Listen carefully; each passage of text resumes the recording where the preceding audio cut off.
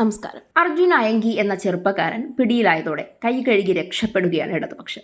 പക്ഷേ കൈ കഴുകി ഇത്ര തിരക്ക് പിടിച്ച് രക്ഷപ്പെടുന്നതിന്റെ പിന്നിൽ എന്താണ്? ഈ ഒരു ചോദ്യം വരുമ്പോൾ ചങ്കിടിക്കുന്നുണ്ടോ ഇരട്ടച്ചങ്കന്റെ അനുയായികൾക്ക് എന്നൊരു അതിപ്രസക്തമായ മറ്റൊരു ചോദ്യം കേരള രാഷ്ട്രീയത്തിൽ ഉയർന്നു കേൾക്കുകയാണ്. ഒരു ബന്ധവും ഞങ്ങൾക്കില്ല എന്ന് പറഞ്ഞ് ഇടതുപക്ഷത്തെ ഉന്നത നേതൃത്വം കൈയൊഴിയുമ്പോൾ അയങ്കി വായ തുറന്നാൽ ആരുടെയൊക്കെ പേരുകളാണ് പുറത്തു വരുന്നത്? എന്തൊക്കെ ക്രിമിനൽ കേസുകളാണ് കുഴി തോണ്ടി പുറത്തിടുന്നത്? ഏതൊക്കെ പ്രമുഖരാണ് കുടുങ്ങാൻ പോകുന്നത് എന്നുള്ളതിൽ ഉറ്റുനോക്കുകയാണ് കേരളം മുഴുവൻ. ഒടുവിൽ രാഷ്ട്രീയക്കാർ അവരുടെ തനി സ്വഭാവം കാണിച്ചു. അർജുൻ അയങ്കി എന്ന ചെറുപ്പക്കാരനെ തള്ളി. ഇവിടെ പ്രസക്തമാകുന്ന ഒരു ചോദ്യമുണ്ട്. അർജുൻ അയങ്കിമാരെ സൃഷ്ടിക്കുന്നത് ആരാണ്? ആർക്കാണ് അതിൻ്റെ ഉത്തരവാദിത്വം? ചൂണ്ടുന്ന വിരലുകൾ പ്രമുഖർക്ക് നേരെ തന്നെയാണ്. തങ്ങളുടെ സൈബർ പോരാളിയായി അല്ലെങ്കിൽ ചാവേറായി ഉപയോഗിച്ചു കൊണ്ടിരുന്ന ഒരാളെ പാർട്ടി ഒടുവിൽ കൈവിടുമ്പോൾ എന്തുകൊണ്ടാണ് അയാൾക്ക് ഇത്രയും ജനപിന്തുണ കിട്ടുന്നതെന്നും ഇപ്പോഴും പോലീസ് അറസ്റ്റ് ചെയ്യുമ്പോൾ പോലും നെഞ്ചും വിരിച്ച് നിൽക്കുന്നതെന്നും ആഭ്യന്തരത്തെ പോലും വെല്ലുവിളിക്കുന്നുവെന്നും കേരള സമൂഹം വളരെ അതിശയത്തോടെ ഉറ്റുനോക്കുകയാണ്. ഇക്കൂട്ടരെയൊക്കെ വളർത്തിക്കൊണ്ടുവരുന്നത് ഇടതുപക്ഷത്തിന്റെ അക്രമ രാഷ്ട്രീയം തന്നെയല്ലേ എന്ന ചോദ്യമാണ് ഇവിടെ ഉയരുന്നത്. അർജുൻ അയങ്കി ഒരു തീവ്രവാദിയും അതിഭീകരവാദിയും ഒന്നും ആയിരിക്കില്ല. പക്ഷേ ചെറുപ്പക്കാരെ രാഷ്ട്രീയം എന്ന വിഷം തലയിൽ കുത്തിവെച്ച് അക്രമ രാഷ്ട്രീയത്തിന്റെയും കൊല്ലിന്റെയും കൊലയുടെയും വഴിയിലൂടെ തങ്ങൾക്ക് വഴിതെളിക്കുന്ന ചാവേരുകളാക്കി അഴിച്ചുവിടുന്നത് പാർട്ടി നേതൃത്വം തന്നെയാണ്. ഇനി നെഞ്ചെടുപ്പാണ്. തന്നെ തള്ളിക്കളഞ്ഞ പാർട്ടിക്കെതിരെ അർജുൻ നടത്തുന്ന നിർണായക വെളിപ്പെടുത്തലുകൾ എന്തായിരിക്കും? അതിൽ ആരൊക്കെ കുടുങ്ങുമെന്നുള്ളതാണ് ഇപ്പോൾ രാഷ്ട്രീയ കേരളം വളരെ ആകാംക്ഷയോടെ കാത്തിരിക്കുന്ന ഉത്തരങ്ങൾ. ഒരു കാലത്ത് രാഷ്ട്രീയ പോരാട്ടങ്ങളുടെ മുൻനിരയിൽ നിർത്തിയിരുന്ന യുവാക്കളെ സോഷ്യൽ മീഡിയയിലെ പോരാളികളാക്കി മാറ്റുകയും എതിരാളികൾക്കെതിരെ രൂക്ഷമായ ഭാഷയിലും ആക്രമണാത്മകമായ രാഷ്ട്രീയ പ്രചരണങ്ങളിലൂടെയും ഉപയോഗിക്കുകയും ചെയ്തതിന്റെ പ്രത്യാഘാതമാണോ ഇന്ന് പാർട്ടിക്ക് തിരിച്ചടിയായി വരുന്നതെന്ന ചോദ്യവും ഇവിടെ ഉയരുകയാണ്. അർജുൻ അയങ്കി ഒരു തീവ്രവാദിയാണെന്നോ അതിഭീകരവാദിയാണെന്നോ പറയുകയല്ല ഇവിടെ.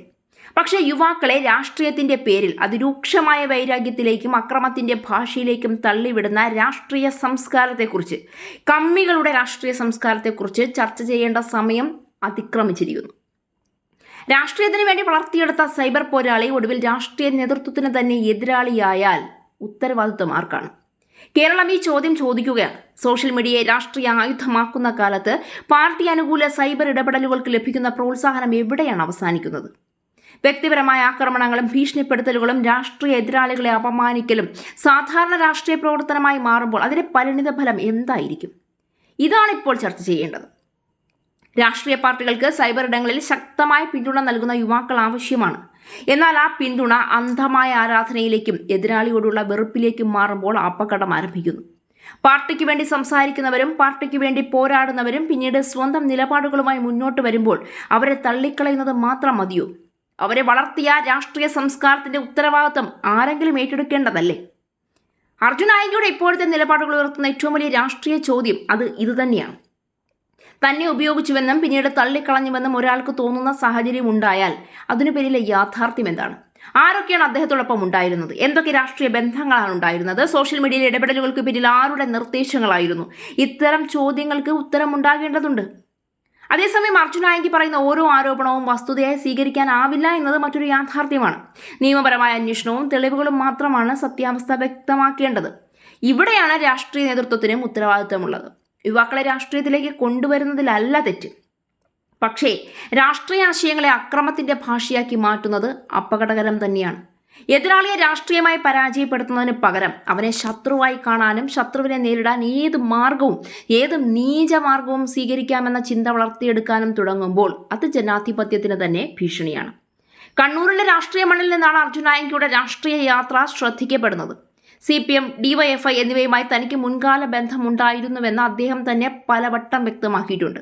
എന്നാൽ 2021 രാമനാട്ടുകര സ്വർണ്ണക്കടത്ത് കേസിന്റെ പശ്ചാത്തലത്തിൽ ഇദ്ദേഹത്തിന്റെ പേരുയർന്നപ്പോൾ 3 വർഷത്തിലേറെയായി താൻ CPMന്റെയോ DYFIയുടെയോ അംഗത്തിലോ പ്രവർത്തന മേഖലയിലോ ഇല്ല എന്ന് പറഞ്ഞ് അയങ്കി ഫേസ്ബുക്ക് കുറിപ്പിലൂടെ അവകാശപ്പെട്ട് രംഗത്ത് വന്നിരുന്നു. അത് പാർട്ടിയെ അല്ലെങ്കിൽ താൻ ഇഷ്ടപ്പെടുന്ന പ്രസ്ഥാനത്തെ തൻ്റെ കുറ്റങ്ങളുടെ ഭാരമേൽപ്പിക്കാതെ രക്ഷപ്പെടുത്തുന്ന ഒരുതരം രീതിയാണ് എന്നുള്ളത്, അല്ലെങ്കിൽ വലിയ ആരോപണങ്ങൾ ഉയരുമ്പോൾ പാർട്ടി പ്രവർത്തകനെ തഴഞ്ഞിട്ട് ഞങ്ങളുടെ ആരുമല്ല എന്ന് പറയുന്നതൊക്കെ പാർട്ടിക്കുള്ളിൽ നടക്കുന്ന അന്തർധാരാ പ്രവർത്തനങ്ങളാണെന്നും രാഷ്ട്രീയ നാടകങ്ങളാണെന്നും തിരിച്ചറിയാതിരിക്കാൻ മാത്രം വിഡ്ഢികളല്ല കേരളത്തിലെ ജനങ്ങൾ. അതേസമയം താൻ ഇഷ്ടപ്പെടുന്ന രാഷ്ട്രീയ ആശയങ്ങളുടെ പ്രചരണം വ്യക്തിപരമായി നടത്തിയിരുന്നുവെന്നും അദ്ദേഹം അന്ന് പറഞ്ഞിരുന്നു. പക്ഷേ അതോടെ കഥ അവസാനിച്ചില്ല. രാമനാട്ടുകര സ്വർണ്ണക്കടത്ത് കേസും കൊട്ടേഷൻ സംഘങ്ങളുമായുള്ള ബന്ധങ്ങളെക്കുറിച്ചുമുള്ള ആരോപണങ്ങളും അർജുൻ ആയങ്കിയുടെ പേര് ക്രിമിനൽ അന്വേഷണങ്ങളുടെ കേന്ദ്രത്തിലേക്ക് കൊണ്ടുവന്നു. പിന്നീട് വിവിധ കേസുകളിൽ പ്രതിയായും പോലീസ് നടപടികൾ നേരിടുന്ന വ്യക്തിയായും അദ്ദേഹത്തിന്റെ പേര് വാർത്തകളിൽ തുടർന്നു. 2026 മെയ്യിൽ കോതമംഗലത്ത് അർജുൻ ആയങ്കിയെയും സംഘത്തെയും പോലീസ് കസ്റ്റഡിയിലെടുത്തതായും റിപ്പോർട്ടുകളുണ്ടായിരുന്നു. പോലീസ് ഉദ്യോഗസ്ഥനെ സമൂഹമാധ്യമത്തിലൂടെ ഭീഷണിപ്പെടുത്തിയെന്ന കേസിൽ ജാമ്യവ്യവസ്ഥ ലംഘിച്ചുവെന്ന് ആരോപിച്ച് ജാമ്യം റദ്ദാക്കാൻ പോലീസ് കോടതിയെ സമീപിച്ചതായി ജൂണിൽ റിപ്പോർട്ട് പുറത്തുവന്നു. പിന്നാലെ SHOയെ ഇൻസ്റ്റഗ്രാമിലൂടെ ഭീഷണിപ്പെടുത്തിയെന്നാരോപിച്ച് പുതിയ കേസും രജിസ്റ്റർ ചെയ്തതായി റിപ്പോർട്ടുകളുണ്ട്. അതിനിടയിലാണ് മുഖ്യമന്ത്രി ഉൾപ്പെടെയുള്ളവർക്കെതിരായ സമൂഹ മാധ്യമ പോസ്റ്റിന്റെ പേരിലും പുതിയ കേസ് രജിസ്റ്റർ ചെയ്തിരിക്കുന്നത്. ഒടുവിൽ സംസ്ഥാന വ്യാപക തിരച്ചിലിനൊടുവിൽ അർജുൻ ആയങ്കി അറസ്റ്റിലായെന്ന റിപ്പോർട്ടും പുറത്തുവന്നു. ഇടതുപക്ഷ രാഷ്ട്രീയവുമായി ബന്ധമുള്ള ഒരു സൈബർ പ്രവർത്തകനായി അറിയപ്പെട്ടിരുന്ന ഒരാൾ എങ്ങനെയാണ് സ്വർണ്ണക്കടത്ത്, കൊട്ടേഷൻ, ഭീഷണി തുടങ്ങിയ ആരോപണങ്ങളിൽ ഉൾപ്പെടുന്ന ക്രിമിനൽ കേസുകളുടെ പരമ്പരയിലെത്തിയത്? ഇവിടെ രാഷ്ട്രീയ ബന്ധവും ക്രിമിനൽ കുറ്റവും ഒന്നായി കാണാൻ കഴിയില്ല. അർജുൻ ആയങ്കിയുടെ രാഷ്ട്രീയ ബന്ധം ഉണ്ടായിരുന്നു എന്നത് മാത്രം അദ്ദേഹത്തിനെതിരായ കുറ്റാരോപണങ്ങൾക്ക് രാഷ്ട്രീയ ഉത്തരവാദിത്വം തെളിയിക്കുന്നതുമില്ല. എന്നാൽ യുവാക്കളെ രാഷ്ട്രീയത്തിന്റെ പേരിൽ സൈബർ പോരാളികളാക്കുകയും പിന്നീട് അവർ രാഷ്ട്രീയ പരിധി വിട്ട് ക്രിമിനൽ ആരോപണങ്ങളുടെ കേന്ദ്രത്തിലെത്തുകയും ചെയ്യുന്ന സാഹചര്യങ്ങൾ ഉണ്ടാകുമ്പോൾ രാഷ്ട്രീയ സംഘടനകൾക്ക് അവരുടെ മുൻകാല ബന്ധങ്ങളെക്കുറിച്ചും ഉത്തരവാദിത്വത്തെക്കുറിച്ചും മറുപടി പറയേണ്ടി വരും. അർജുൻ ആയങ്കി ഒരു പേര് മാത്രമല്ല, ഇടതുപക്ഷ രാഷ്ട്രീയ ബന്ധത്തിൽ നിന്ന് ക്രിമിനൽ കേസുകളുടെ നിഴലിലേക്ക് എത്തിയ 1000 പേരുടെ പ്രതിനിധിയാണ് ആയങ്കി. ആ യാത്രയിൽ ആരൊക്കെയൊപ്പം ഉണ്ടായിരുന്നു? രാഷ്ട്രീയ ബന്ധങ്ങൾ എവിടെ അവസാനിച്ചു? കൊട്ടേഷൻ ക്രിമിനൽ ആരോപണങ്ങളിലേക്ക് വഴിതിരിഞ്ഞത് എങ്ങനെയാണ്? അതിലും പ്രധാനമായി ഇനി അർജുൻ ആയങ്കി തുറന്നു പറയുന്നത് എന്തൊക്കെയായിരിക്കും? കേരള രാഷ്ട്രീയം ഉറ്റുനോക്കുന്നത് ഇതാണ്. അറസ്റ്റിലായ ക്രിമിനൽ കേസുകളിലെ പ്രതി അർജുൻ ആയങ്കിയെ തള്ളിപ്പറഞ്ഞ് CPM കേന്ദ്ര കമ്മിറ്റി അംഗം EP ജയരാജനും ഇപ്പോൾ രംഗത്ത് വന്നിരിക്കുകയാണ്.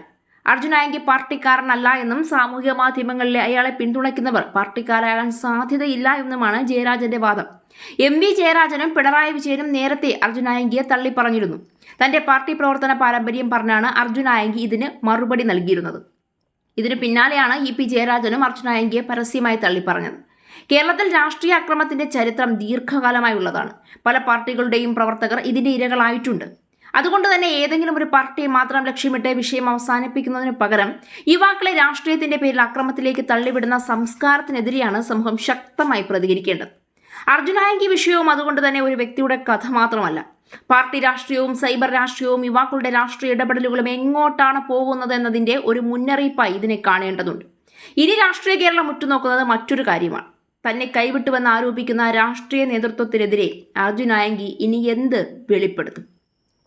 ആരൊക്കെ അതിൽ ഉൾപ്പെടും? സോഷ്യൽ മീഡിയയിലെ പോരാട്ടങ്ങൾക്ക് പിന്നിലെ യഥാർത്ഥ രാഷ്ട്രീയ ബന്ധങ്ങൾ എന്തായിരുന്നു? ആരോപണങ്ങൾക്കപ്പുറം അന്വേഷണത്തിൽ എന്താണ് പുറത്തു വരുന്നത്? ചോദ്യങ്ങൾ അനവധി, ഉത്തരങ്ങൾ പുറത്തു വരേണ്ടതുണ്ട്. അർജുൻ ആയങ്കി ഇപ്പോൾ ഒരു രാഷ്ട്രീയ ഉദാഹരണമാണ്, ചോദ്യചിഹ്നമാണ്. ആ ചോദ്യത്തിന് ഉത്തരം പറയേണ്ടത് ഒരാൾ മാത്രമല്ല, അയാളെ വളർത്തിയെടുത്ത രാഷ്ട്രീയ സംവിധാനവും പ്രസ്ഥാനവും കൂടിയാണ്.